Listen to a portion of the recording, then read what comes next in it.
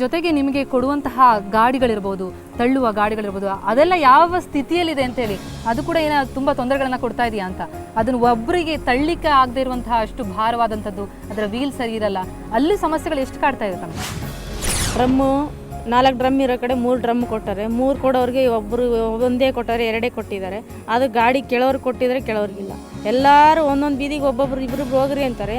4 ಜನದಲ್ಲಿ ಒಬ್ರಿಗೆ ಗಾಡಿ ಕೊಡ್ತಾರೆ, 3 ಜನ ಖಾಲಿ ರೋಡ್ ಗುಡಿಸ್ಬೇಕು. ಹೇಳೋರಿಲ್ಲ ಕೇಳೋರಿಲ್ಲ ಅನ್ನುವಂತಹ ಪರಿಸ್ಥಿತಿ ಇಲ್ಲಿ ನಿರ್ಮಾಣವಾಗಿರುವಂಥದ್ದು.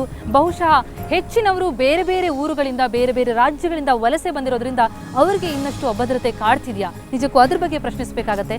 ಅಭದ್ರತೆಗೆ ಮೂಲ ಕಾರಣ ವಲಸೆ ಬಂದಿರೋದೇನಾ ಅಂತ, ಅವರನ್ನ ಗ್ರಾಂಟೆಡ್ ಆಗಿ ತೆಗೆದುಕೊಂಡ್ಬಿಟ್ಟಿದ್ದಾರೆ. ಇವ್ರಿಗೆ ಹೇಗೂ ನೆಲೆ ಇಲ್ಲ, ಹೇಗೆ ನಡೆಸ್ಕೊಂಡ್ರು ನಡೆಯುತ್ತೆ ಅಂತ ಅನ್ನುವಂತಹ ಧೋರಣೆನಾ ಅಂತ? ಖಂಡಿತ ಅದು ಒಂದು ಮೂಲ ಕಾರಣ. ಅಂದರೆ ಇವರೆಲ್ಲರೂ ಕೂಡ ಆಂಧ್ರ ಮತ್ತು ತಮಿಳುನಾಡಿಂದ ವಲಸೆ ಬಂದಿರೋರು. ಮುಖ್ಯವಾಗಿ ಇವರೆಲ್ಲರೂ ಕೂಡ ದಲಿತ ಇದಕ್ಕೆ ಸಮುದಾಯಕ್ಕೆ ಸೇರಿದವರು.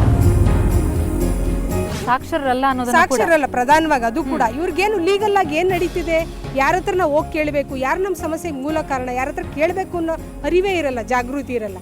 ಹಂಗಾಗಿ ಇವ್ರಿಗೆ ಏನು ಬೇಕಾದರೂ ಮಾಡ್ಬೋದು ಅನ್ನೋ ಒಂದು ಇವ್ರ ಮುಗ್ಧತೆಯನ್ನು ಬಳಸ್ಕೊಂಡು ಇವ್ರನ್ನ ಎಕ್ಸ್ಪ್ಲಾಯ್ಟ್ ಮಾಡ್ತಿದ್ದಾರೆ ಅಂತ ಅನ್ಸುತ್ತೆ. ಇದಕ್ಕೆಲ್ಲ ಕೊನೆ ಎಲ್ಲಿ ಅಂತ ಆಗಿದ್ರೆ? ಇದು ಪ್ರಜಾಪ್ರಭುತ್ವ ಅಂತ ಹೇಳ್ತಾರೆ.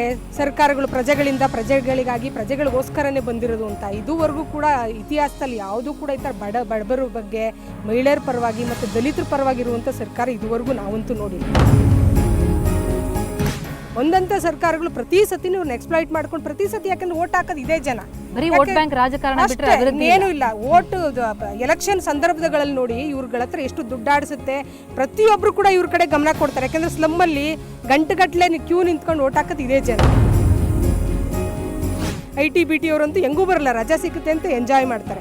ಆದ್ರೆ ಇದೇ ಜನಗಳಿಗೆ ಇಷ್ಟು ಎಕ್ಸ್ಪ್ಲಾಯ್ಟ್ ಮಾಡ್ತಾರೆ. ಯಾಕಂದ್ರೆ ಅವ್ರು ಮತ್ತೆ ಸಿಗೋದೇ ಇಲ್ಲ ಇವ್ರ ಕೈಗಳಿಗೆ. ಯಾರಲ್ಲ ಬಹುಶಃ ಇವ್ರಿಗೆ ಒಂದು ಹಂತದಲ್ಲಿ ಅನಿಸ್ಬೋದು, ಚುನಾವಣೆ ನಡೀತಾನೆ ಇರಲಿ, ಅವಾಗಾರು ನಾವು ಆರಾಮಾಗಿರ್ತೀವಪ್ಪ, ಚುನಾವಣೆ ಮುಗಿದ್ರೆ ನಮ್ಗೆ ಸಂಕಷ್ಟ ಆರಂಭ ಅಂತ ಅನ್ಸುತ್ತಾ ಅಂತ. ಅಲ್ಲ, ಅದು ಒಂಥರ. ಯಾಕಂದ್ರೆ ಸ್ವಲ್ಪನಾದ್ರೂ ದುಡ್ಡುಗಳು ಸಿಗುತ್ತೆ. ಯಾರಿಗೋ ಒಂದು 200 ರೂಪಾಯಿ ಒಂದು ಪ್ಯಾಕೆಟ್ ಬಿರಿಯಾನಿ ಕೊಡ್ತಾರೆ.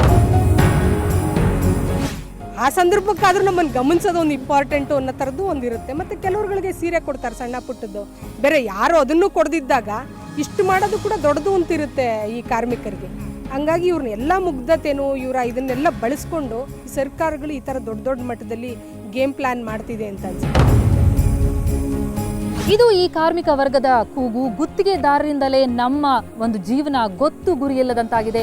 ಮುಂದಾದರೂ ನಮ್ಮ ಜೀವನ ಹಸನಾಗುವಂತಾಗಲಿ, ಸರ್ಕಾರ ಈ ಬಗ್ಗೆ ಲಕ್ಷ್ಯ ವಹಿಸುವಂತಾಗಲಿ ಅಂತ ಅನ್ನೋದು ಕಾರ್ಮಿಕ ವರ್ಗದ ಕೂಗು.